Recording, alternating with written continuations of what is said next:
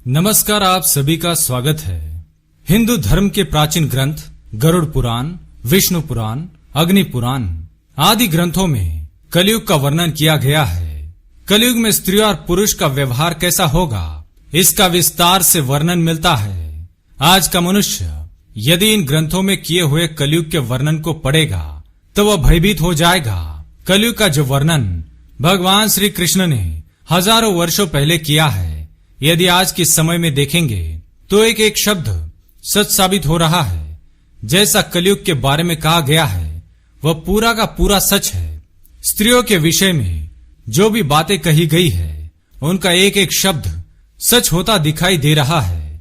आज हम आपको भगवान श्री कृष्ण द्वारा वर्णित कलयुग के बारे में बताने जा रहे हैं। गरुड़ जी द्वारा पूछे जाने पर भगवान श्री कृष्ण ने उन्हें कलयुग की भयावहता का वर्णन किया है। श्री कृष्ण कहते हैं, सतयुग, त्रेतायुग, द्वापर युग और कलयुग, ये 4 युग है। इन चारों युगों में कलयुग सबसे छोटा और सबसे भयंकर है। कलयुग ही सबसे दुखदायक है। कलयुग में पाप जब उसके अंतिम चरम पर होगा, धर्म का संपूर्ण नाश हो जाएगा, तभी भयंकर प्रलय से इस सृष्टि का विनाश होगा। भगवान श्री कृष्ण ने कलयुग में स्त्री और पुरुष कैसे होंगे, उनके कर्म कैसे होंगे, उनका व्यवहार एवं स्वभाव कैसा होगा, इसके बारे में बताया है। आइए आपको संक्षिप्त में बताते हैं पुराणों में कलयुग का वर्णन किस प्रकार से किया है। सबसे पहली बात, बलवान पुरुष ही सबका स्वामी होगा। गरुड़ पुराण के अनुसार चाहे वह किसी भी कुल में जन्मा क्यों न हो, जो बलवान होगा वही सभी का स्वामी होगा। वह सभी वर्णों से कन्या ग्रहण करेगा। दूसरी बात, कलयुग में जिस भी व्यक्ति के मुख से जो कुछ भी निकल जाएगा उसे ही शास्त्र समझा जाएगा। कलयुग में ढोंग और पाखंड उसके अंतिम चरम पर होगा। इस समय मनुष्य पिशाच, दानव, मुर्दे, मशान, ढोंगियों की पूजा करेंगे, उन्हें ही देवता मानेंगे। उन ढोंगियों को देवताओं के ऊपर स्थान दिया जाएगा अथवा उन्हें देवताओं का अवतार मानकर उनकी पूजा की जाएगी।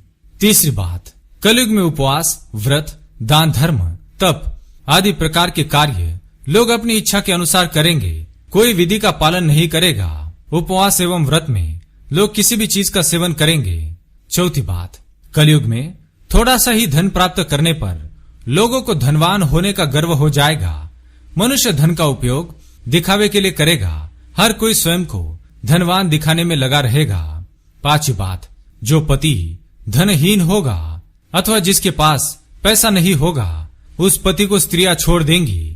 और कलयुग में धनवान पुरुष ही स्त्रियों का पति होगा। जो मनुष्य अधिक धन कमाएगा वही स्त्रियों का स्वामी होगा। छठी बात, कलयुग में मनुष्य केवल दूध के लिए गाय को पालेगा, लेकिन गाय की कभी सेवा एवं पूजा नहीं करेगा। सातवीं बात, कलयुग में मनुष्यों का सारा धन घर बनाने में ही खर्च हो जाएगा। वह दान धर्म कभी नहीं करेगा। प्रत्येक मनुष्य की बुद्धि केवल धन कमाने में लगी रहेगी। वह ईश्वर में अपना मन कभी नहीं लगाएगा। आठवीं बात, कलयुग में स्त्रियां केवल सुंदर पुरुष की कामना में स्वेच्छाचारिणी होंगी।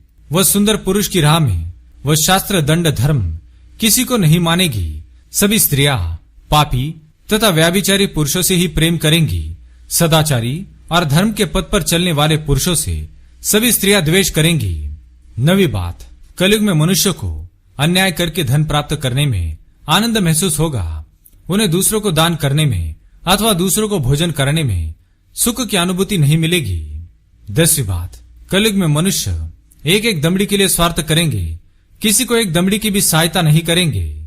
11वीं बात, कलयुग में लोग बिना स्नान किए भोजन करेंगे। अग्नि देवता एवं अतिथियों का पूजन नहीं करेंगे।